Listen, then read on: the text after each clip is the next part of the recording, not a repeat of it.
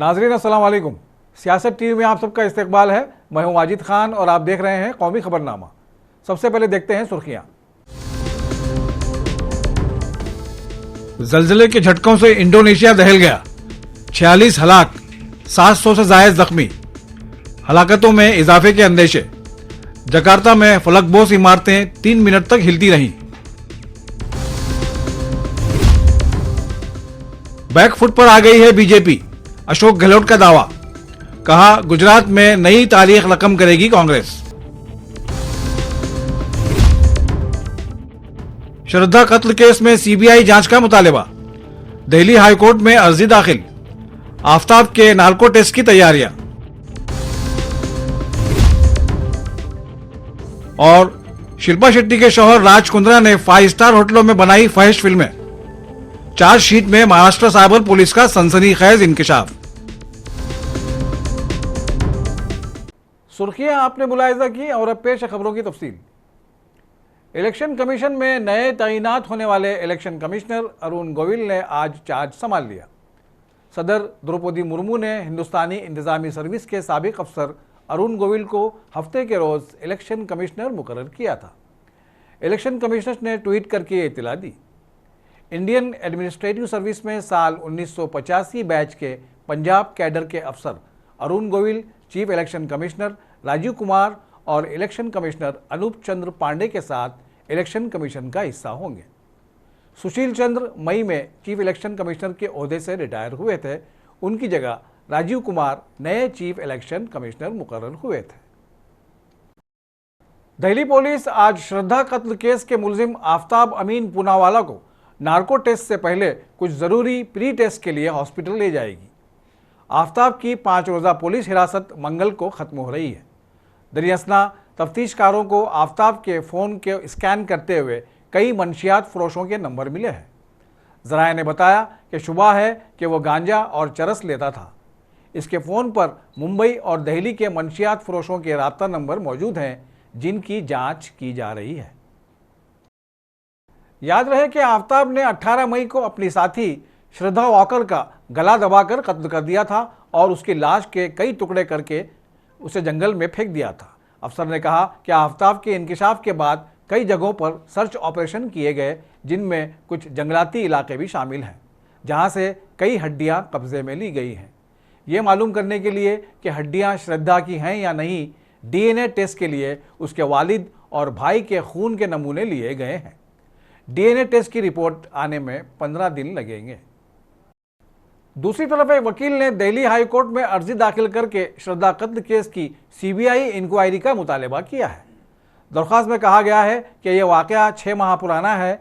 ऐसे में इंतज़ामी अमले की कमी, शवाहिद और गवाह तलाश करने के लिए मुनासिब तकनीकी और साइंसी आलात की कमी की वजह से पुलिस इस केस की मौसर तफ्तीश नहीं कर सकती। ऐसे में सीबीआई से इंक्वायरी करवाने की ज़रूरत है। कांग्रेस के साबिक सदर राहुल गांधी की क़यादत में कन्याकुमारी से कश्मीर तक चलने वाली भारत जोड़ो यात्रा आज और कल मुलतवी रहेगी। कांग्रेस के मीडिया डिपार्टमेंट के इंचार्ज जयराम रमेश ने एक ट्वीट में ये इत्तला देते हुए कहा कि भारत जोड़ो यात्रा मंगल तक मुलतवी रहेगी और 23 नवंबर की सुबह हस्ब साबिक फिर से शुरू होगी। उन्होंने बताया कि भारत जोड़ो यात्रा महाराष्ट्र के नीमखेड़ी में है और इसमें पैदल मार्च करने वाले कारकुनान वहां 2 दिन आराम करेंगे। यह यात्रा 23 नवंबर को फिर से शुरू होगी और उसी दिन मध्य प्रदेश में दाखिल होगी। राजस्थान के वज़ीर आला अशोक गहलोत ने दावा किया है कि गुजरात में कांग्रेस एक नई तारीख रकम करने जा रही है। उनका कहना था कि गुजरात में बीजेपी अब बैकफुट पर आ गई है और उसकी शिकस्त यकीनी है। ये बताता है कि उनकी हालत बहुत ही कमजोर है, इसलिए अमित शाह जी ने और मोदी जी ने डेरा डाल रखा है गुजरात के अंदर। किसको फायदा पहुंचाना था आपको? कहीं बीजेपी की मिली भगत तो नहीं है? तो ये जो गिमिश करके राजनीति कर रहे हैं, ये अब चलने वाले नहीं, लोग समझ गए। आप देखेंगे कि चौंकाने वाले परिणाम भी आ सकते हैं।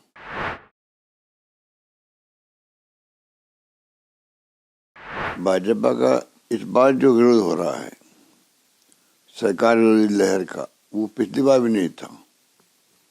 इस बार बहुत लोगों का आक्रोश है क्योंकि एक तो कोरोना आ गया, कोरोना में जो मिसमैनेजमेंट हुआ वो पूरे देश ने देखा है, वो भी उस राज्य में जो सबसे स्ट्रॉन्ग था आज़ादी के पहले भी, आज़ादी के बाद में भी। तो वहाँ पे मिसमैनेजमेंट होना कि ड्रिप चढ़ रही है सड़कों पर लोगों के, वो कैसे लोग बोल सकते हैं, ऑक्सीजन की कमी, फिर पॉलिश की गई, बीजेपी दफ्तर से वो दिए गए इंजेक्शन बांटे गए।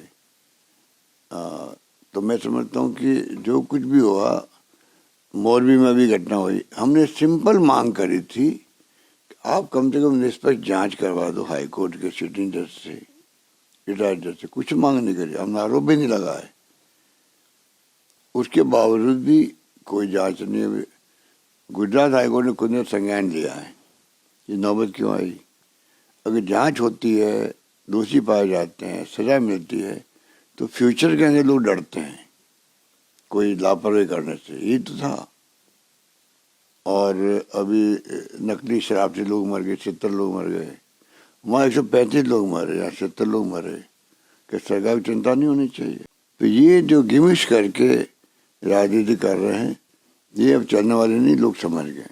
और आप देखेंगे कि चौंकाने वाले परिणाम भी आ सकते हैं। मजलिस इत्तेहादुल मुस्लिमीन के सरबराह असदुद्दीन ओवैसी भी गुजरात में सियासी सरगर्मियों में मसरूफ़ हैं। हल्का असम्बली जमालपुर में एक इंतखाबी जलसे से खिताब करते हुए उन्होंने वज़ीर आज़म मोदी को कड़ी तनकीद का निशाना बनाया। उन्होंने कहा कि मोदी की नफरत भरी पॉलिसियों ने मुल्क को हर महाज पर तबाह कर दिया है।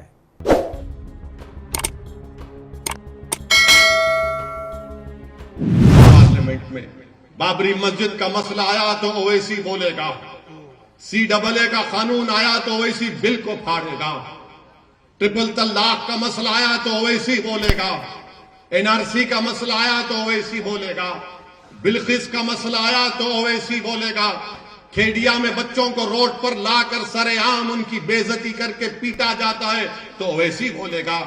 मेरे अजीज दोस्तों और बुजुर्गों, सुनो मेरी इस बात को। जब सब खामोश बैठते हैं, हम पुकार पुकार कर लड़ते हैं।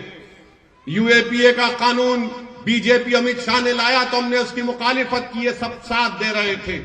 तो मेरी जमालपुर की आवाम से, गुजरात की जनता से अपील है कि जो खामोश रहते हैं उनका साथ मत दीजिए, जो आपके लिए लड़ते हैं, पुकारते हैं, उनका साथ दीजिए। क्योंकि ये कांग्रेस पार्टी और वो छोटा रिचार्ज ये समझते हैं कि हम खामोश रहेंगे तब भी आप उनको वोट देंगे, क्योंकि वो जानते हैं कि भाजपा के डर से आप उनको वोट देंगे। याद रखिए, अगर आप आपके लड़ने वालों का साथ नहीं देंगे और जो खामोश रहेंगे उनका साथ देंगे, तो कहीं खुदा ना खास्ता वो हमेशा के लिए आपको खामोश ना कर दे। वोट डालना आपका इख्तियार है, मगर मैं आपसे अपील कर रहा हूं कि हम आपके लिए लड़ते हैं मेरे इज्जतदार मां और बहनों। हम आपके लिए लड़ते हैं तो कोई दिन ऐसा नहीं जाता जब मुझ पर झूठे इल्जाम नहीं लगा दिए जाते। मगर मैं किसी की परवाह नहीं करता, क्योंकि मेरा यकीन है कि मेरी इज्जत और मेरी जिल्लत का फैसला करने वाला यह कांग्रेस और दूसरी पार्टियां नहीं है, वो अल्लाह सुब्हानहू व तआला है। मगर मेरे अजीज दोस्तों और बुजुर्गों, याद रखो मेरी इस बात को। अगर आप इस जलसे में आए हैं कि ओवैसी का भाषण सुनेंगे, जज्बाती तकरीर ओवैसी करता है, तो याद रखो जज्बाती तकरीर से बिल्किस बानो को इंसाफ नहीं मिलेगा।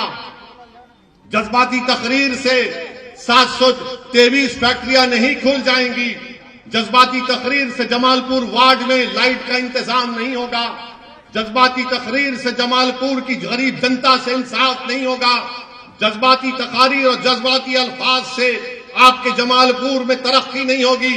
अगर तरक्की होगी, नाइंसाफी का खात्मा होगा, तो आपको मुत्तहिद होकर साबिर काबुलीवाला को यहां का MLA बनाना पड़ेगा।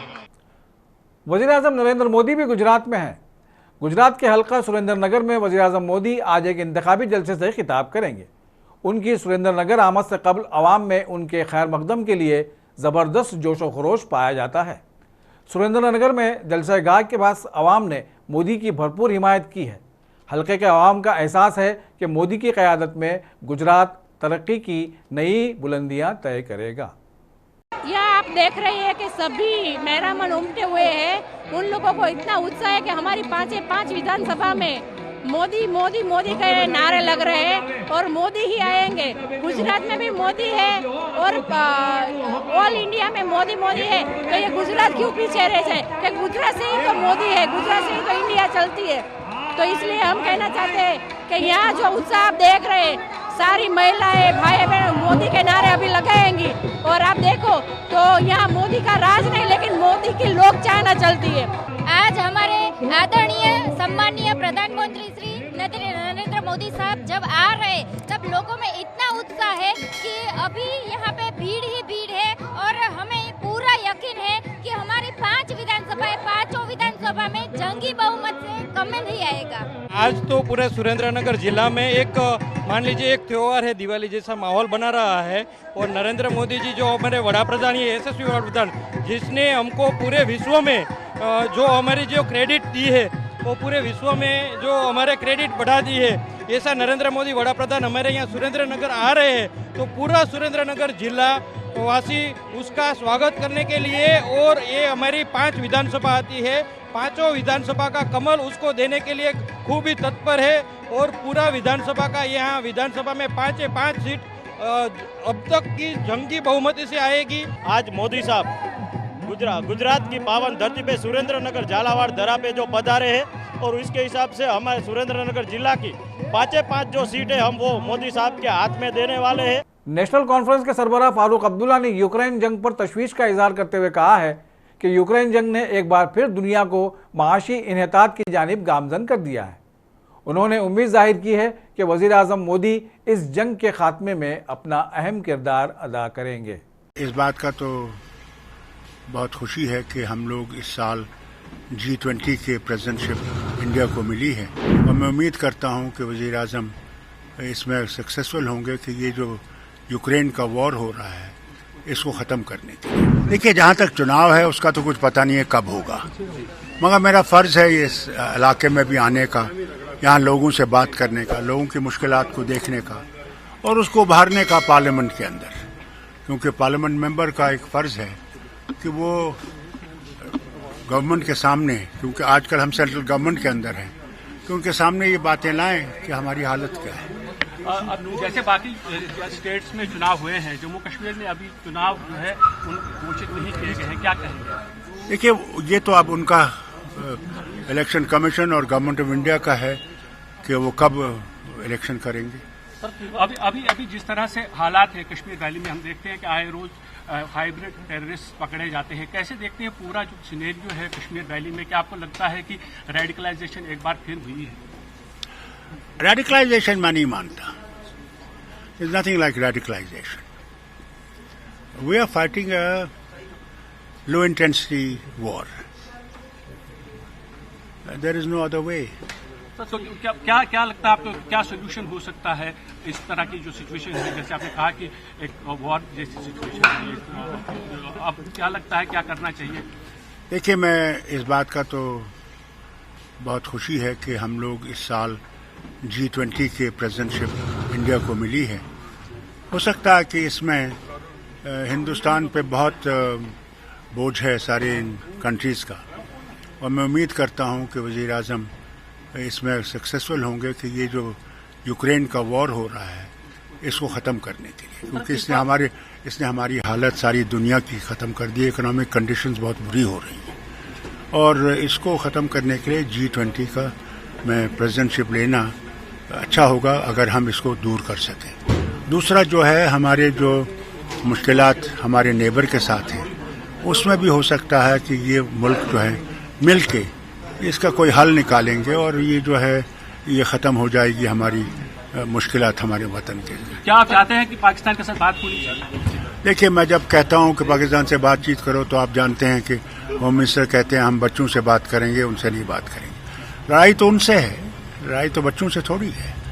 और मैं जब कहता हूं तो वो कहते हैं ये देशद्रोही है। तो इससे मैं अब थक गया ये कहते कहते बात करो, एक दिन तो करनी ही पड़ेगी इनको। वो कैसे करेंगे वो मैं नहीं जानता। गोवा के दारुल हुकूमत पणजी में गुज़िश्ता शब 53वें बैनुल-अक़वामी फिल्मी मेले का रंगारंग इफ्तिताह अमल में आया। इस मौके पर बॉलीवुड की सरकर्दा हस्तियां भी इस प्रोग्राम में शामिल थीं। मरकज़ी वज़ीर इत्तलात व नशरियात अनुराग ठाकुर ने इंटरनेशनल फिल्म फेस्टिवल को उम्मीद अफजा करार देते हुए कहा है कि हिंदुस्तान में होने वाले इस फिल्मी मेले ने दुनिया भर के फिल्मसाजों और फनकारों को ये पैगाम दिया है कि हिंदुस्तान में जो फ़न है और जो फनकार हैं वो किसी से कम नहीं है। इस फिल्मी मेले में बॉलीवुड स्टार अजय देवगन, मनोज बाजपेयी, गीतकार प्रसून जोशी और अदाकारा सारा अली खान सबकी तवज्जो का मरकज़ रहे। You can expect many first, like a new film bazaar, which is as per the international standards. Quite a matter of pride that we host and organize such a huge film festival. I come here every year, so I've seen it going from strength to strength.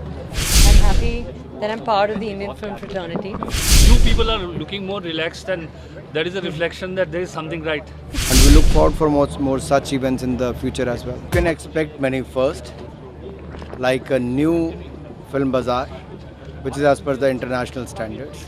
You could see that more than 40% work comes from the women. Third is that 75 creative minds of tomorrow has been picked out of 1,000 such applications. And the youngest one is 18 years old. So you could see the kind of talent what we have in this country. And also to look at the more co-production, collaborations, film shooting in India. And also India becoming a large market, not only as the filmmaking, but also for the film trading as a marketplace also. Asha ma'am will be honored this time. So what do you have to say about it? She is a legendary actor, and that is why she was given the Lifetime Achievement Award at the National Film Awards. And I'm sure such actors who have contributed their life towards cinema and the entertainment of the entire not only country but globally also, so they should be honored. And we look forward for more such events in the future as well. I just hope and pray that every year it keeps getting bigger and bigger, because it's quite a matter of pride that we host and organize such a huge film festival where all the filmmakers from all around the world come with their films to showcase it. It's a country of 130 crore people, so where you get such an amazing audience. So it's better to spread all kind of all kind of films and creativity of the filmmakers. And this is the place. Goa is the place. It's been great, I think. जिस हिसाब से audience ने react किया, very very happy, और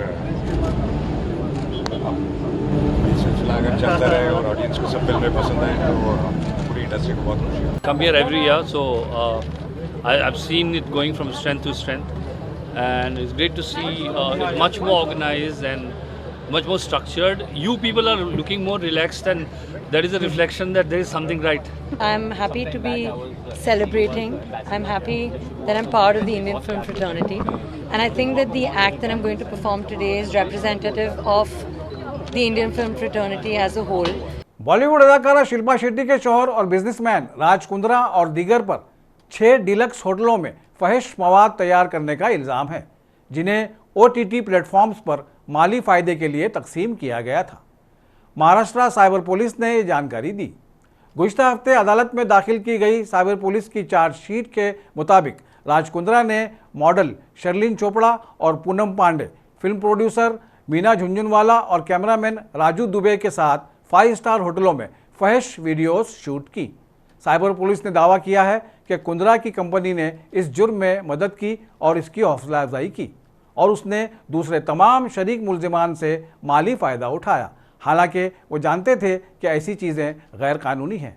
यहाँ तक कि cyber police को कुछ दीगर लापता मॉडल्स की तलाश है जिन्होंने फहिश वीडियोस या वेब सीरीज़ में काम किया है। इंडोनेशिया में ज़लज़ले के ज़ोरदार झटके ने ज़बरदस्त तबाही मचा दी। इंडोनेशिया के जजीरा जावा में 5 शिद्दत के इस ज़लज़ले ने कम से कम 44 लोगों को मौत की नींद सुला दिया है, जबकि तकरीबन 300 लोग ज़ख्मी भी हुए हैं। एक मुकामी अफसर ने बताया कि तकरीबन 1 दर्जन इमारतें मुनहदिम हो गई हैं या फिर टूट फूट का शिकार हुई हैं। ग्रेटर जकार्ता इलाके में ज़लज़ले के ज़ोरदार झटके महसूस किए गए हैं, जहां लोगों में दहशत तारी है। राजधानी में फलकबोस इमारतें 3 मिनट से ज़्यादा वक्त तक हिलती हुई देखी गईं, जिनमें कुछ को फौरी तौर पर खाली करा लिया गया। ज़लज़ले की शिद्दत 5.6 बताई जा रही है। और आखिर में सुर्खियों पर एक और नज़र। जलजले के झटकों से इंडोनेशिया दहल गया, 46 हलाक, 700 से ज्यादा जख्मी, हलाकतों में इजाफे के अंदेशे। जकार्ता में फलकबोस इमारतें 3 मिनट तक हिलती रहीं। बैकफुट पर आ गई है बीजेपी, अशोक गहलोत का दावा। कहा, गुजरात में नई तारीख रकम करेगी कांग्रेस। श्रद्धा कत्ल केस में सीबीआई जांच का मुतालबा, दिल्ली हाईकोर्ट में अर्जी दाखिल। आफताब के नार्को टेस्ट की तैयारियां। और शिल्पा शेट्टी के शौहर राज कुंद्रा ने 5 स्टार होटलों में बनाई फहिश फिल्में। चार्जशीट में महाराष्ट्र साइबर पुलिस का सनसनीखेज इंकशाफ। इसी के साथ कौमी खबरनामा यहीं अपने इख्तिताम को पहुंचता है।